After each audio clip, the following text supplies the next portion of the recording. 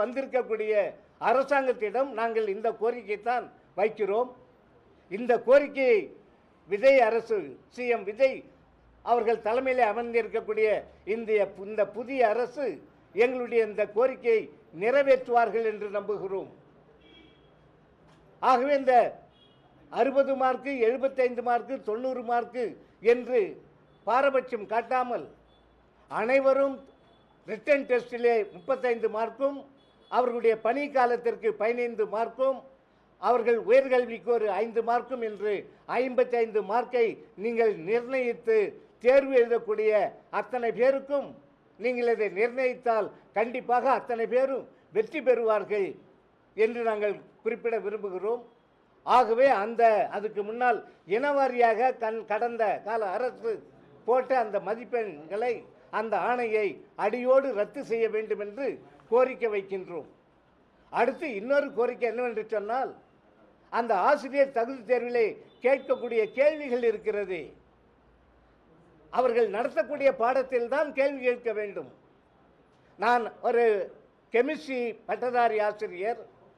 நான் பள்ளியிலே அறிவியல் பாடம் தான் போதிக்கிறேன்.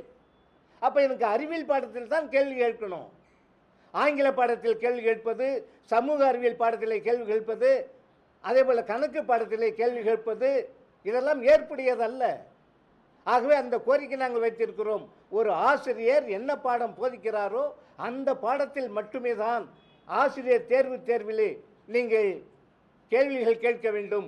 பிற பாடங்கள் அவருக்கு சம்பந்தமில்லாத பாடங்களில் நீங்கள் கேள்வி கேட்பதை தவிர்க்க வேண்டும்.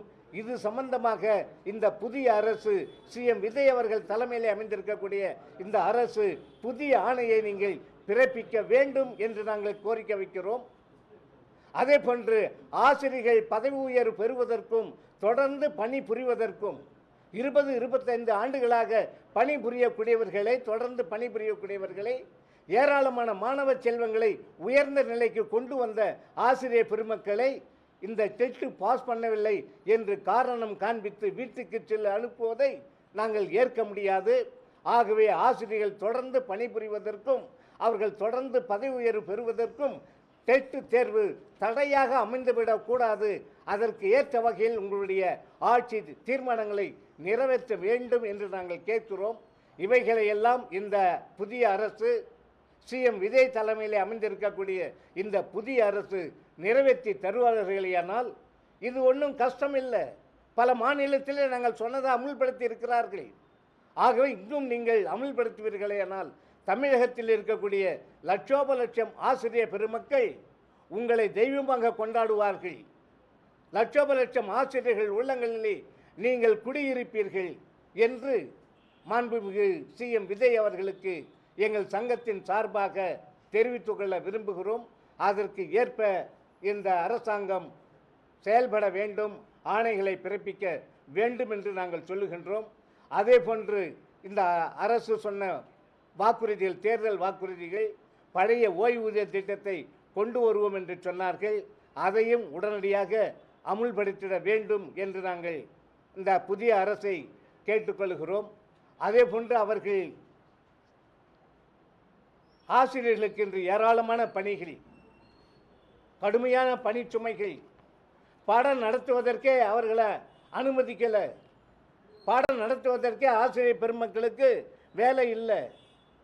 அதேபோல் நீங்கள் பார்த்தீங்கன்னா கடந்த பிப்ரவரி மாதத்தில் ஓட்டர் லிஸ்ட்டு தயார் பண்ணக்கூடிய வேலை, பிஎல்ஓ பூத்து ஆஃபீஸர், பூத் லெவல் ஆஃபீஸர் வேலை, அதை கொடுத்தாங்க. மார்ச் மாதத்தில் 10ஆம் வகுப்பு +2 தேர்வுகள், ஏப்ரல் மாதத்தில் பப்ளிக் எக்ஸாமு, பிறகு விடைத்தாள் திருத்தம் பணி, மே மாதத்தில் தேர்தல் பணிகள், ஜூன் மாதத்தில் மாணவர் சேர்க்கை, ஜூலை மாதத்தில் டெட்டு ஆசிரியர் தகுதி தேர்வு பணிகள், அதே போல் ஆகஸ்ட் மாதத்தில் இப்போ எங்களுக்கு என்ன டியூட்டி வருகிறது என்றால் சென்சஸ் எடுக்க வேண்டும் என்று கட்டாயப்படுத்துகிறார்கள். ஆகவே எங்களுக்கு மூச்சு விடுவதற்கே நேரமில்லை, ஏராளமான பணிகள். இதை செய்வதற்கே ஆசிரியர்கள் திணறுகிறோம். அப்போ பள்ளிக்கூடத்தில் சென்று மாணவர்களுக்கு பாடம் எப்படி போதிப்பது, எங்களுடைய ஆசிரியர் தகுதி தேர்வுக்கு எப்படி நாங்கள் தயார் பண்ணுவது, ஒன்றும் தெரியல. ஆகவே குறைந்தபட்சம் இந்த சென்சஸ் டியூட்டியில் ஈடுபடக்கூடிய 10ஆம் வகுப்பு ஆசிரியர்கள் 12ஆம் வகுப்பு ஆசிரியர்களுக்காவது இந்த சென்சஸ் டியூட்டியிலிருந்து இந்த அரசு விதிவிலக்கு கொடுக்க வேண்டும். அப்பொழுதுதான் மாணவர்கள் நலனை பாதுகாக்க முடியும். ஏனென்றால் 10ஆம் வகுப்பு பப்ளிக் எக்ஸாம் எழுதக்கூடிய மாணவர்கள், 12ஆம் வகுப்பு மாணவர்களும் பப்ளிக் எக்ஸாம் எழுதக்கூடிய மாணவர்கள். ஆகவே அந்த ஆசிரியர்களுக்காவது இந்த சென்சஸ் டியூட்டியிலிருந்து விலக்களிக்க வேண்டும் என்று நாங்கள் அன்போடு கேட்டுக்கிறோம். ஆகவே புதிய அரசுக்கு வாழ்த்துக்களை நாங்கள் சொல்லுகிறோம். ஆகவே புதிய அரசு எங்களுடைய இந்த கோரிக்கைகளை எல்லாம் கனிவாக பரிசீலனை செய்து எங்களுக்கு மன நிம்மதியை கொடுக்கக்கூடிய வகையிலே அவர்கள் பணி அமைய வேண்டும் என்று நாங்கள் ஆவலோடு எதிர்பார்க்கிறோம். அப்படி அவர்கள் செய்ய மறுத்தால் நாங்களும் போராட வேண்டிய கட்டாயம் எங்களுக்கு ஏற்படும் அவசியம் இருக்கும் என்பதையும் நாங்கள் சுட்டிக்காட்ட விரும்புகிறோம். எல்லாத்துக்குமே 6 மாத காலம் கேட்டிருக்காங்க. திட்டங்கள் எல்லாத்துக்கும் 6 மாத காலம் கேட்டிருக்காங்க. ஆமாம், அதில் எங்களுக்கு ஆட்சேபனே இல்லை.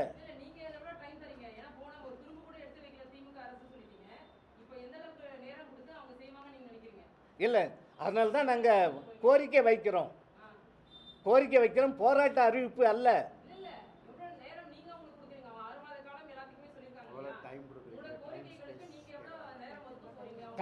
கண்டிப்பாக இந்த அரசுக்கு போதிய கால அவகாசம் நாங்கள் கொடுப்பதற்கு தயாராக இருக்கிறோம். மற்றவர்கள் போல ஆட்சிக்கு வந்த மறுநாளே இவைகளெல்லாம் நீங்கள் நிறைவேற்றுங்கள் என்று நாங்கள் சொல்லவில்லை. ஆனால் நாங்கள் என்ன எதிர்பார்க்கிறோம் என்று சொன்னால், இந்த மாதம் தொடங்கக்கூடிய பட்ஜெட் கூட்டத்திலே இவைகளை எல்லாம் நாங்கள் செய்து முடிக்கிறோம் என்ற அறிவிப்பாவது வெளிவர வேண்டும் என்று நாங்கள் ஆவலோடு எதிர்பார்க்கிறோம். எங்களுக்கு திருப்தி அளிக்கக்கூடிய வகையிலே பட்ஜெட்டிலே இந்த பொருளாதார கோரிக்கைகள் சம்பந்தமாக அறிவிப்பு வர வேண்டும். அதுவரை நாங்கள் காத்திருப்போம். ஆகவே உடனடியாக நாங்கள் போராட்டத்தை நடத்திட வேண்டும் என்ற ஆவல் எங்களுக்கு இல்லை. கோரிக்கைகளை வென்றெடுக்க வேண்டும், அதற்குரிய அவகாசத்தை இந்த அரசாங்கத்துக்கு தர வேண்டும் என்பதில் நாங்கள் உறுதியாக இருக்கிறோம். அந்த அவகாசத்தையும் மீறி அதற்கு பிறகும் அவர்கள் எங்களுடைய கோரிக்கைகளை ஏறெடுத்து பார்க்கவில்லை என்று சொன்னால் நாங்கள் தேவையான நடவடிக்கைகளை கையில் எடுக்க வேண்டிய அவசியம் ஏற்படும். கண்டிப்பாக கல்வி அமைச்சரை பார்த்து இவைகளை எல்லாம் முறையிட இருக்கிறோம். மாண்புமிகு முதலமைச்சர் அவர்களையும் நாங்கள் அவர்கள் ஆட்சிக்கு வருவதற்கு முன்னாலேயே எங்களுடைய சங்க தலைவர்கள் இந்த மேடையிலே அமர்ந்திருக்கக்கூடிய நாங்கள் அத்தனை பேரும் ஒரு 15 பேரும் அவர்கள் ஆட்சிக்கு வருவதற்கு முன்னாலேயே மாண்புமிகு முதலமைச்சர் விஜய் அவர்களே அவருடைய இல்லத்திலே நாங்கள் பனையூரிலே சந்தித்து கிட்டத்தட்ட 2 மணி நேரம் அவர் கூட விவாதித்தோம். அவர் இப்பொழுது எங்களை உபசரித்தது, ஒவ்வொருவருக்கும் எங்களுக்கு அவரே சால்வை போட்டார். அவர் கையாலே எங்களுக்கு ஒவ்வொருவருக்கும் சிற்றுண்டி வழங்கினார். எந்த கோரிக்கைகள் இருந்தாலும் அவர்களை என்னிடத்தில் சொல்லுங்கள், நிறைவேற்றி தருகிறேன் என்று சொன்னார்கள். எங்கள் பக்கத்திலே அமர்ந்து கொண்டு அவர்கள் ஃபோட்டோ எல்லாம் எடுத்துக்கொண்டார்கள். ஆனால் அவர்கள் முதலமைச்சர் ஆன பிறகு அவர்களை சந்திப்பதற்கு முயற்சிக்கின்றோம், எங்களுக்கு முடியவில்லை. ரொம்ப அதுவும் எங்களுக்கு கஷ்டமாக இருக்கிறது.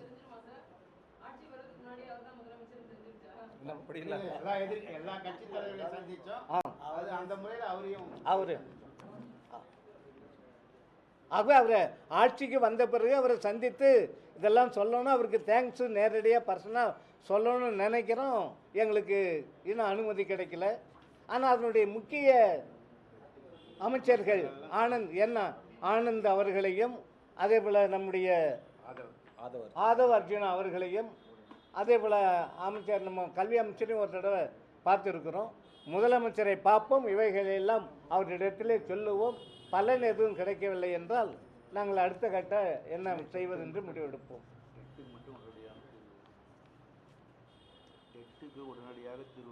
ஆகவே இந்த டெட்டு பிரச்சனைக்கு, ஆசிரியர் தகுதி தேர்வுக்கு கண்டிப்பாக இது ஒரு போர்னிங் இஷ்யூ, கொழுந்து விட்டு எரிந்து கொண்டிருக்கக்கூடிய ஒரு பிரச்சனை. டெட்டில் அந்த ஆசிரியர் தகுதி தேர்வில் பாஸ் பண்ணலைன்னா, தேர்ச்சி பெறலைன்னா மூட்டையெல்லாம் கட்டி கொண்டு ஆசிரியர்கள் 20-25 வருஷம் பணியாற்றிய ஆசிரியர்கள் மூட்டை கட்டி கொண்டு வீட்டுக்கு தான் போகணும், வேறு வழி இல்லை. அவர்களுக்கு எதுவும் கிடைக்காது. ஆகவே அதிலிருந்து அவர்களை காப்பாற்ற வேண்டும். எந்த ப்ரொமோஷன் அவருக்கு கிடைக்காது. இது சம்பந்தமாக நாங்கள் வழக்கம் போட்டு இருக்கிறோம். இந்த வழக்கம் நேற்று உயர்நீதிமன்றத்தில் வந்தது. எங்களுடைய கோரிக்கை அவர்கள் ஏற்று அவர்களுக்கு ஆகவே இந்த டெட்டு தேர்வு எக்ஸாம் இந்த மாதம் 4ஆம் தேதி 5ஆம் தேதி எழுதி அந்த டெட்டு ரிசல்ட்டை அவர்கள் உடனடியாக பப்ளிஷ் பண்ணுவதை நிறுத்தி வைத்திருக்கிறார்கள்.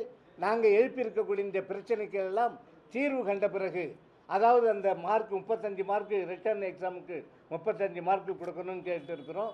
சர்வீஸ் அடிப்படையில் அதுக்கு ஒரு வெயிட்டேஜ் கொடுக்கணும்னு கேட்டு இருக்கிறோம். அதே போல் கொஸ்டின் பேப்பர் எல்லாம் அவுட் ஆஃப் சிலபஸில் கேட்டு இருக்கிறாங்க, அதுக்கெல்லாம் மார்க்கு கொடுக்கணும்னு கேட்டு இருக்கிறோம். ஆகவே இவைகளையெல்லாம் கன்சிடர் பண்ணி 24ஆம் தேதிக்குள் அரசாங்கம் முடிவெடுத்து சொல்ல வேண்டும் என்று அவருக்கு அரசாங்கத்துக்கு கால அவகாசம் கொடுத்திருக்கிறார்கள். ஆகவே இவைகளையெல்லாம் பரிசீலனை செய்து நல்ல ஒரு முடிவை மாண்பு முதலமைச்சர் அவர்கள் கோர்ட்டுக்கு சமர்ப்பிப்பார்கள் என்ற நம்பிக்கை எங்களுக்கு இருக்கிறது. ஆகவே இவைகளையெல்லாம் இந்த பிரச்சனையெல்லாம் சுமூகமாக அவர்கள் தீர்த்து வைக்க வேண்டும். கடந்த ஆட்சியை போல் ஏனோ தோனோ என்று இருந்து விடாமல், அக்கறை காட்டாமல் இருந்து விடாமல் எங்கள் மீது அன்பையும் ஆதரவையும் அவர்கள் காட்ட வேண்டும் என்று அன்போடு கேட்டுக்கொள்கிறோம். அதுதான் இந்த ப்ரெஸ் மீட்டினுடைய நோக்கம். இதை கிட்டத்தட்ட எல்லா மீடியாக்கள்லேயும் பத்திரிகைகளையும் வெளிவருவதற்கு அவர்கள் கூர்ந்து நீங்கள் உதவி செய்ய வேண்டும் என்று உங்களை மீண்டும் அன்போடு நாங்கள் வணங்கி வேண்டி விரும்பி கேட்டுக்கொள்கிறோம்.